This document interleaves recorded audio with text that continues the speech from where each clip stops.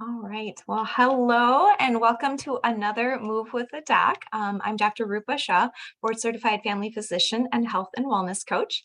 Um, as always, during these sessions, feel free to move, stretch, walk on your treadmill, stair stepper, get outside for a nice brisk walk, just something to kind of get the blood flowing for the next 10 to 20 minutes here.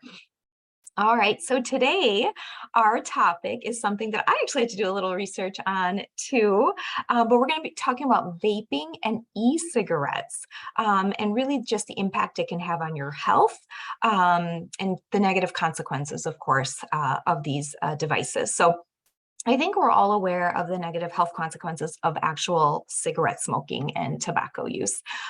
Many people try to quit this habit of traditional cigarettes and transition over to what are known as electronic or e-cigarettes, or even vape pens, as people call them, or the kids call them. Um, Actually, the rates of daily e-cigarette use are on the rise amongst all vape users. The number of people that used to vape is up from 1 in 5 and is even up from that, basically. So there has been just a huge increase, especially kind of in the even the adolescent teenager groups. So what are e-cigarettes? I hadn't really been too familiar with these devices either, but e-cigarettes or vape pens, basically they heat a liquid until it becomes a vapor or an aerosol, which then the user would inhale. And the liquid can be called an e-liquid or vape juice. And most of these devices, most of these devices would contain nicotine, but people are, of course, turning to marijuana distillate or the marijuana oil as well. And that's part of the reason some of these devices can be so dangerous. So they are battery operated devices, and they, again, deliver the nicotine or whatever you place in it, even the flavorings, in the form of an aerosol. So there's no traditional smoke, which some folks like. There is a battery, there's a heating element, and then there's a space inside of it to hold the nicotine or the liquid. So e-cigarettes can either be the refillable types or the pre-filled that have the cartridges containing the e-liquid already. The pre-filled e-cigarettes, I believe the kids call these puff bars. So they're designed for a one-time use. You kind of use them, you get a number of puffs out of them, and then you just dispose of them. E-cigarettes can come in a lot of different sizes and shapes. There's really mini ones, then there's mid-size ones, which I actually have one, not of my own personal use, but just to kind of show you what they look like. They can be little pod systems like the Juul that can look like little USB drives as well. So really they can come in a lot of different shapes, and looking at them sometimes, you wouldn't even know what it is if you found it in your kid's backpack, say. So let's talk about Juul, because that was kind of the more popular brand. It was a very rapidly growing type of e-cigarette that became available in 2015, actually. It's actually now accounts for about 72% of the market share of vaping products in the US. So that is huge. And unfortunately, this is because it really appeals to adolescents and young adults because of its very slim design, shaped like a little USB flash drive, which makes it much easier to hide. Comes in different colors, lots of different flavors, and kids, would like things like that. So again, it's very discreet, and it doesn't emit any large smoke cloud, as we talked about.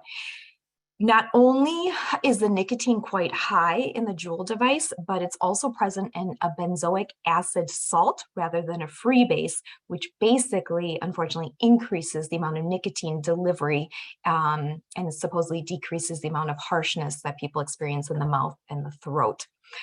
The Juul nicotine refill pods can contain as much nicotine as a pack of 20 regular cigarettes. So quite a bit more. And the average pod length can really vary, but kids can get about 200 puffs out of one. So the question really is vaping better for you than traditional smoking? And I think that's the question most of us would have. So regular tobacco cigarettes contain about 7,000 chemicals, most of which are toxic.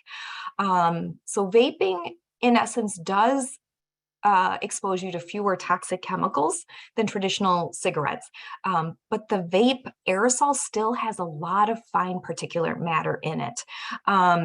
As you may have heard back, kind of this started back in February of 2020, there was a lot in the media and press about this, but the Centers for Disease Control and Prevention, the CDC, confirmed that there was 2,807 cases of e-cigarette or vaping use associated lung injury. It was called e-valley. So vaping use associated lung injury, and there were 68 deaths that were attributed to that condition. Most of these cases predominantly affected people who modified their vaping devices and used some black market modified e-liquids. And this was especially true for people that were vaping THC containing products. So the CDC also identified that vitamin E acetate was one of the chemicals of concern in these products. Especially, I mean, amongst the folks that had this E-valley, this lung condition. The vitamin E acetate was a thickening agent that was often used in the THC vaping products, and it was found in all lung fluid samples of the E-valley patients that they were examined by the CDC. So, but there are other thousands of other chemical ingredients found in vape products, most of which unfortunately haven't been identified yet.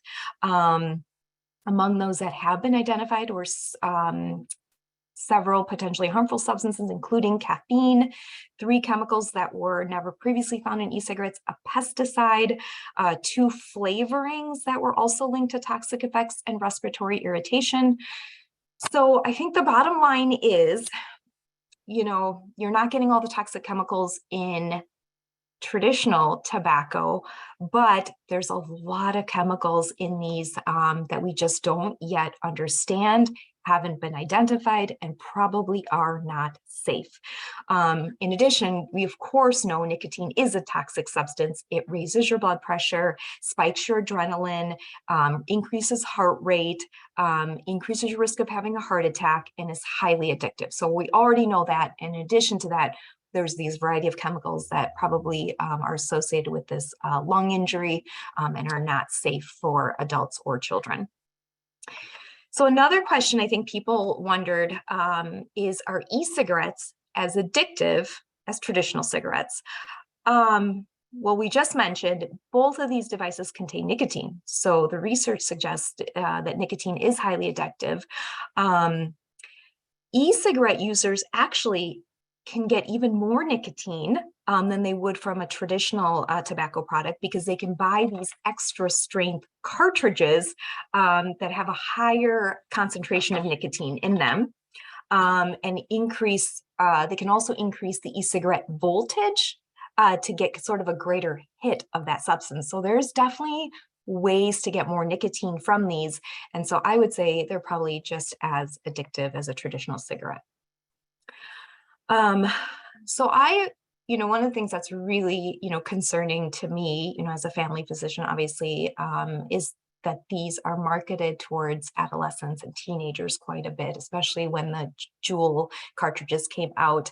And I've noticed a lot of kids at my children's high school using these products, hearing the kids using these. And the studies have shown the same, that there's really an increasing rate of teenagers using these products. So among the youth, the e-cigarettes, especially the disposable kind, are more popular than even traditional tobacco products. So according to the 2021 National Youth Tobacco Survey, more than 2 million US middle school and high school students reported using e-cigarettes in 2021, with more than 8 in 10 of those youths using the flavored e-cigarettes. So that's mind-blowing. And there's probably a few reasons for this as you think about it. First of all, a lot of teens think that vaping is less harmful than traditional smoking. Second, e-cigarettes actually have a lower per use cost than traditional cigarettes. And finally, I think a lot of teens just find that that lack of smoke, the traditional smoke has a lot of stigma with it, and they find that this vapor or aerosol is a little bit more appealing to them. So there's no smell to these devices.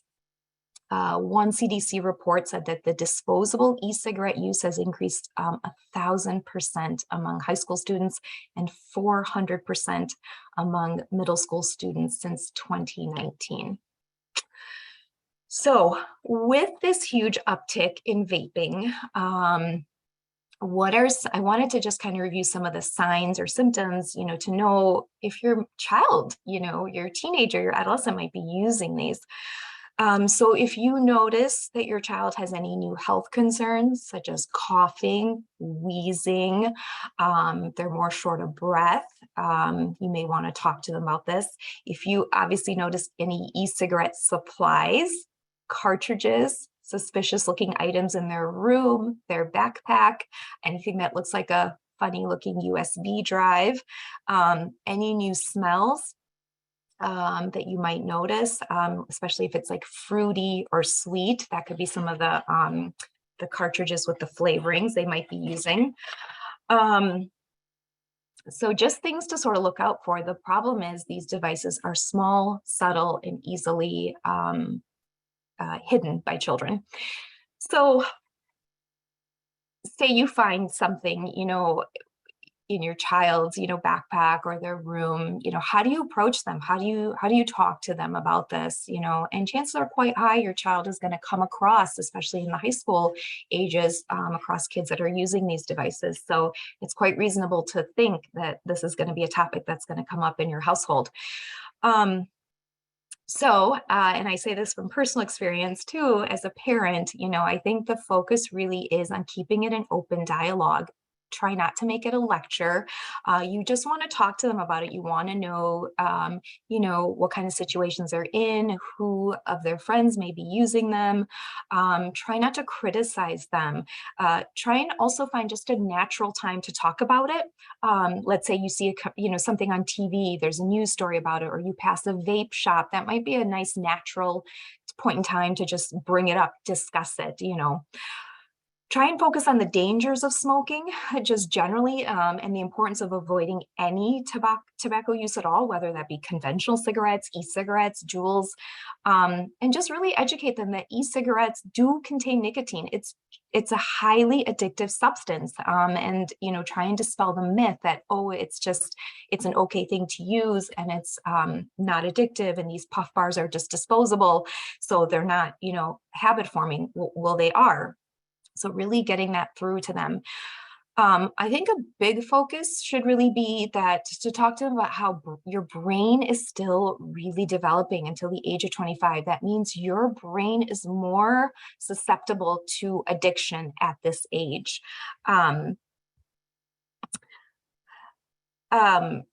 Sorry, my screen just kind of blipped there for a second. Again, these e-cigarettes contain nicotine. Nicotine can really change your brain, and those areas of your brain that control addiction and that hedonic behavior that can really make you crave these substances, and it can make you crave more nicotine. It can affect your memory, your concentration, and really just focusing on, I don't want that for you. You're in school. We want you to do well. We don't want you being distracted by these things. Focusing again that we just want kids to be the best, healthiest versions of themselves, and really also talking about the health consequences, not just the nicotine addiction, but the lung injury, the E-valley, and how that can affect future health, sports participation, especially if they're an athlete, how it can affect your exercise tolerance and things like that. So just try to keep connecting with them, repeating that message, but coming from a place of love, understanding, and focusing on their total body health. Going to keep it a little short today, but that's sort of what I had for you today on vaping and e-cigarettes. Thank you for joining me on this very, very timely topic. I hope that you'll have some really good discussions with your teenagers at home, whether at the dinner table or just in general. Like I said, if it comes up and you see something, it's always a good time to almost preemptively talk about this topic. So if you have any questions, please feel free to email me, reach out. Always happy to chat. It's a tough topic. It's a tough time to be a parent. So good luck.